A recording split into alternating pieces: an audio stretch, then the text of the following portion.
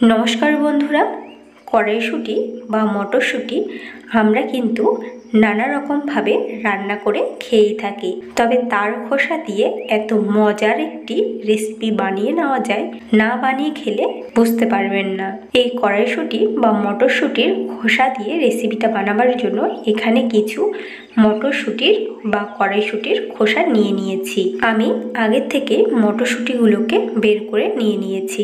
আর এই খোসাটার বাইরের দিকের যে খোসাটা আছে সেটা কিন্তু একদমই নরম, আর ভেতরের দিকে যে খোসাটা আছে সেটা কিন্তু একদমই শক্ত, একটা প্লাস্টিকের মতো। খোসাটাকে ছাড়িয়ে নেওয়ার পরই বুঝতে পারবেন খোসাটা কতটা শক্ত, আর সেটা কিন্তু হজম হয় না। তাই মটরশুঁটি বা কড়াইশুঁটির এই খোসার থেকে এই ভেতরের দিকের শক্ত যে খোসাটা আছে সেটাকে কিন্তু ভালোভাবে ছাড়িয়ে নিতে হবে। আমি একটা ছাড়িয়ে নিলাম, এভাবেই কিন্তু সবগুলো খোসা ছাড়িয়ে নেব। মটরশুঁটির যে খোসাগুলো সবুজ সেগুলো থেকে কিন্তু ছুলতে বেশি একটা সময় লাগে না।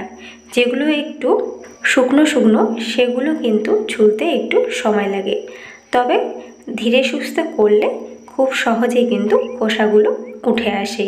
যারা যারা আমার এই ভিডিওটি ফেসবুক থেকে দেখছেন প্লিজ আমার ফেসবুকটি ফলো করে দেবেন, আর যারা যারা ইউটিউব থেকে দেখছেন তারা প্লিজ আমার ইউটিউব চ্যানেলটি সাবস্ক্রাইব করে পাশে থাকা বেল আইকনটি প্রেস করে দেবেন আমার চ্যানেলে নিত্য নতুন রেসিপির নোটিফিকেশান সবার আগে পাওয়ার জন্য। আর যদি ভালো লেগে থাকে তাহলে লাইক ও কমেন্ট করতে ভুলবেন না। এভাবেই আমি সবগুলো মটরশুঁটির খোসার থেকে এই শক্ত খোসাটাকে ছাড়িয়ে নিচ্ছি। দেখতেই পাচ্ছেন আমার সবগুলো খোসাই কিন্তু ছাড়িয়ে নেওয়া হয়ে গেছে, আর নরম খোসাটা কতটা বেরিয়েছে। আর এই খোসাটা দিয়েই কিন্তু আমি রেসিপিটা বানিয়ে নেব। আর এই যে শক্ত খোসাটা বেরিয়েছে এটা কিন্তু আমি ফেলে দেব, এটা কিন্তু কোনো কাজে লাগবে না। রেসিপিটা বানানোর জন্য এখানে আমি একটা তাওয়া বসিয়ে দিয়েছি, আর তাওয়ার মধ্যে দিয়ে দিলাম বেশ কিছুটা পরিমাণে সর্ষের তেল। আর এই তেলটাকে এবার গরম করে নেব।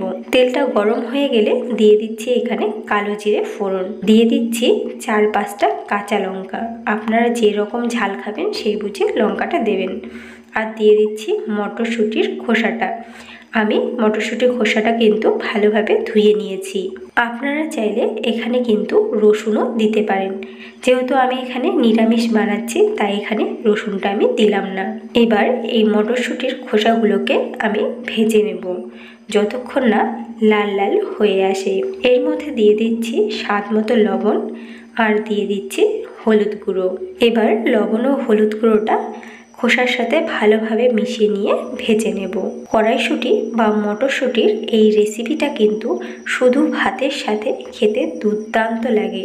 আর আমি এই রেসিপিটা শিখেছি আমার পিসির কাছ থেকে। যেহেতু ওরা নিরামিষ খায় তাই ওরাও অনেক রকমের রেসিপি মাঝে মাঝে ট্রাই করে। যেহেতু আমি ভিডিও বানাই তাই পিসি আমাকে বলেছিল যে এভাবে কর, দেখবে খুবই ভালো লাগবে।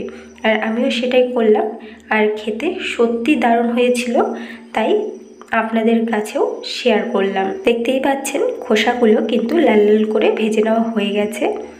এবার এগুলোকে আমি শিলনোড়ায় নিয়ে নিচ্ছি। আপনারা চাইলে মিক্সিতেও পেস্ট করে নিতে পারেন, তবে শিলনোড়ায় করলে টেস্টটা খুবই ভালো আসে, তাই শিলনোড়া দিয়ে করে নিচ্ছি। এই খোসা লঙ্কাগুলোকে কিন্তু একদম ভালোভাবে মিহিভাবে পেস্ট করে নিতে হবে, তাহলেই কিন্তু টেস্টটা খুবই ভালো আসবে। আমার তো খেতে দুর্দান্ত লেগেছিল, আর আপনারাও বাড়িতে একবার ট্রাই করে দেখবেন। আর আপনাদের কেমন লাগলো খেতে সেটা কিন্তু অবশ্যই কমেন্ট করে জানাবেন। কড়াইশুঁটি বা মটরশুঁটির খোসাটা কিন্তু আমার ভালোভাবে বেটে নেওয়া হয়ে গেছে, আর দেখতেই পাচ্ছেন আমার কিন্তু কড়াইশুঁটি বা মটরশুঁটির চাটনি বা ভর্তা যে যাই বলেন একদম তৈরি। তাহলে আজকে এই পর্যন্ত, আবারও দেখা হচ্ছে নতুন কোনো রেসিপির সাথে। সবাই ভালো থাকবেন, সুস্থ থাকবেন। ধন্যবাদ।